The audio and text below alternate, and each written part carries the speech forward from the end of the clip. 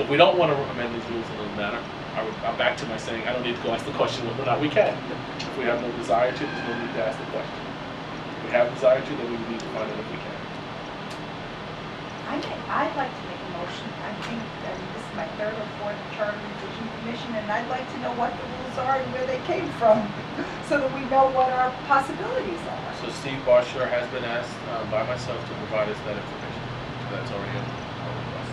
Awesome. So can we table this until we find out what We could. I'm back to again saying, the motion?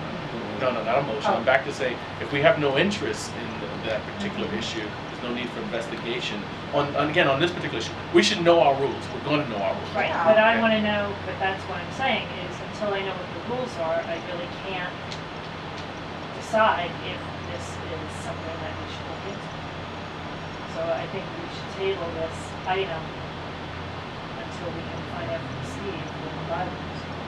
But the bylaws Or the government are what we've been working with all along, which basically Right. says there is no There is public nothing. comment at charter revision meetings unless there is a Right. public hearing. And one of the reasons why that's there is because you don't want the meetings to become a free-for-all. I mean, public has a right to suggest things, has a right to put them forth, and then the Charter Revision Commission has been appointed to represent those members, to have discussions around those issues, and to try and have those discussions without there being a free-for-all. That's one of the views out there. Another view is there should be a right for a public comment. Well, then, I think one of the difficulties with having a public comment before the close of the meeting is then you essentially turn the meetings into a public hearing. Right. And that's not the intent of these meetings, is that we meet to evaluate items to be put on the ballot, and then we have the public hearings to get the public's input as to whether or not they think that they are. So I think we do allow the public to comment on what we do. On public hearings, they would. So, I was, And we're required by law to do two. Do two public hearings, No, we're otherwise only you're gonna required have to do 14 or one. 15 No, public sorry, hearings. we're No, only we're only required required to do one, But and we we've have been done- doing but we've two. done two. Because of the east and west schools. That's right. Right, sides of Yonkers. but we've only been required to do one, and we've always done two. Always done two. But also they have a right to write in and Oh, give yeah. input. Oh, absolutely. Sure. So I mean, if there is a particular issue that doesn't sit right that they want us to look into, they have the right to send out other Well, to and review it. also, people who come to the meetings have asked permission at the end of the meeting to speak. Always For good. the most part, they've been given permission at certain points, whether they want to or not, though, I mean, if they're not given permission, they speak anyway, so. Again, this was That's the true. proposal is whether or not they would have a right and we would be obligated to do so. Is there any desire to take action on this? Does anyone wish to make a motion? we'll make a motion, I can take it. I agree.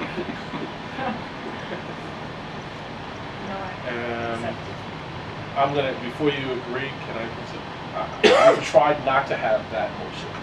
But if you put forth that motion, I have to recognize that motion, I have to recognize the second. So we can do that. What we've tried to do is say, does someone want to do something versus taking actions that we're I'm only saying because it's a summary of open here, we will have open hearings.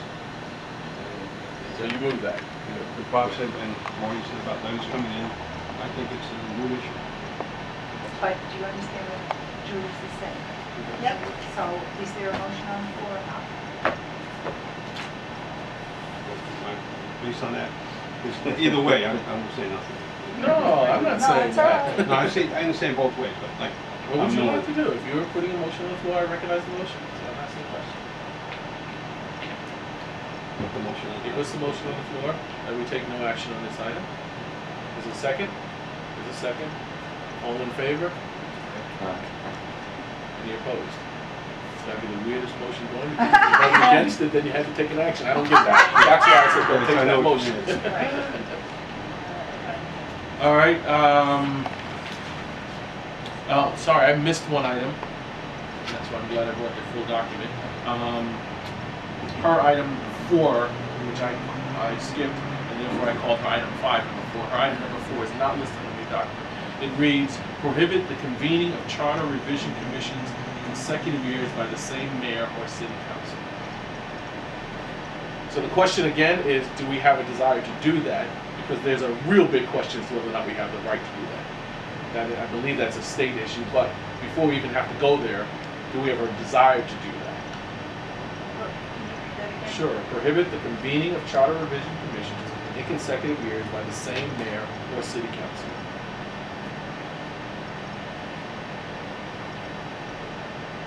If you prohibit the meeting, how would the commission? What they're saying is essentially, a mayor in Macomb convened a commission last year. He could not convene a commission. So in effect, if the mayor is, if he's in the first term of his elected office, He can do What it happens every the other next year. 3 years? What they're saying is then therefore this year we have the city council would have the right to convene the commission. This is interfering with the current status of setup of what the charter commission is done by the state and would have some impact on quote unquote powers of the mayor. Yeah, fine. in the past, how much of a political influence has this commission ever had? None. So I don't see Does that. I don't know, everything I don't know, was I'm sorry, done I by don't know if I quite get the question, because It would seem to me that we if you- propose things, we don't decide anything. We propose things. It would seem to me that if you prohibit a mayor from appointing the commission in 2 consecutive years, but yet the commission doesn't have any real political influence, what's the point? Why would you want to do that? That's what I'm having trouble understanding. Why Why would would you you want to? limit it? Because they want to give the opportunity for the city council to appoint the commission. Well, the city council has the right to appoint the commission now, don't they? If the mayor appoints a commission, the city First. council, if he appoints a commission, the city council cannot. But if the mayor doesn't appoint the And he commission, can. then the city council can, so. So if the mayor is going to appoint a commission, he's going to appoint a commission. She's going to appoint a commission. So, And it's not first. Is it? I believe It's- that. It's if the mayor, I mean, I'm sure there are rules about how that goes on. The city council can only appoint it 1 year and have to take a year off. Even if